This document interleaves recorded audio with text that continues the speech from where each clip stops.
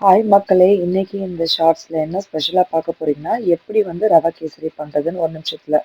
So first அதுக்கு கீல வந்து நான் வந்து இப்ப கிறிஸ்மஸ் முந்திரி பருப்பு வந்து வறுத்து வச்சுட்டேன். அதுக்கப்புறம் வந்து அதே சட்டியில வந்து ரவையும் வறுத்து எடுத்து வச்சுக்கிட்டேன். ரவைய நல்லா கோல்டன் ப்ரவுன் கலர்ல நல்லா வறுத்துக்கலாம்.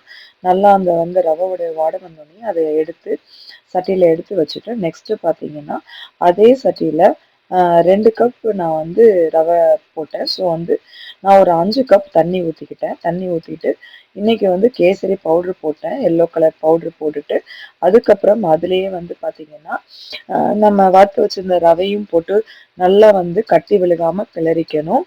ஸோ நல்லா கலர்னதுக்கப்புறம் நம்ம வந்து ஏலக்காய் பொடி கொஞ்சம் போட்டுக்கிட்டோம். அதுக்கப்புறம் வந்து ரவை கேசரிக்கு தேவையான ஜீனி போட்டிருக்கேன் நானு. ஸோ உங்க அளவுக்கு ஏத்த மாரி நீங்க சுகர் ஆட் பண்ணிக்கலாம்.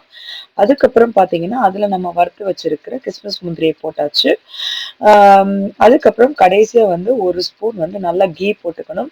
கீ எவ்வளவுக்கு எவ்வளோ அதிகமா போடுறோமோ, கேசரி வந்து செம சூப்பரா இருக்கும் மக்களே! ஸோ நீங்களும் இந்த மாரி ட்ரை பண்ணி பாருங்க. அப்படியே லவா லட்டு மாரி சூப்பர் கேசரி மக்களே!